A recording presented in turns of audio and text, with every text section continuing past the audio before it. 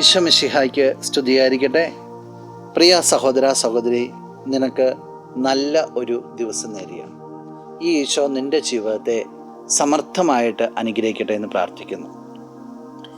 ഈശോയോട് ഒട്ടിച്ചേർന്നുള്ള ജീവിതം എന്ന് പറയുന്നത് ഈശോയ്ക്ക് വേണ്ടിയുള്ള ജീവിതമാണ്. ലോകത്തിൽ നിന്ന് പ്രതിസന്ധികളൊക്കെ വരാം, പക്ഷേ ഈശോയോട് ഒട്ടിച്ചേർന്നാണ് മുന്നോട്ട് പോകേണ്ടത്.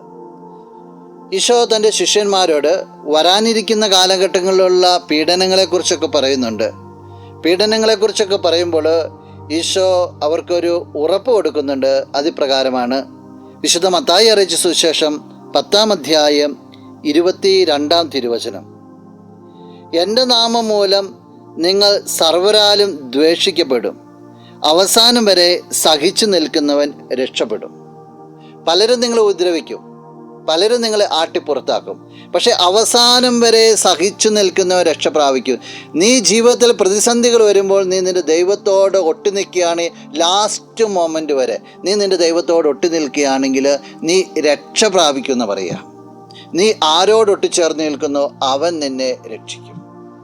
ജീവിതത്തിലെ പ്രതിസന്ധികളല്ല, നീ നിൻ്റെ കർത്താവിനോട് ഒട്ടിച്ചേർന്നിരിക്കുന്നു എന്നാണ് പ്രാധാന്യം. ഈ പ്രഭാതത്തിൽ നമുക്ക് പ്രാർത്ഥിക്കാം, എന്നും ദൈവത്തോട് ഒട്ടിച്ചേർന്നിരിക്കുവാനുള്ള വലിയൊരു കൃപയ്ക്ക് വേണ്ടി. നമുക്കൊന്ന് കണ്ണുകളടച്ച് കരങ്ങൾ കൂപ്പാം. നല്ലവനായ കർത്താവെ, നിന്നെ അങ്ങ് സ്തുതിക്കുന്നു, ആരാധിക്കുന്നു, മഹത്വപ്പെടുത്തുന്നു.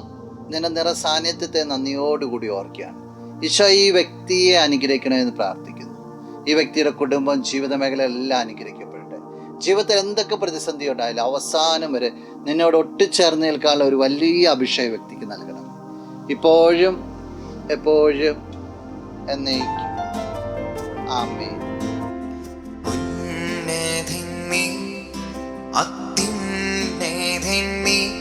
അങ്ങേപ്പോലൊരു ദൈവമില്ല,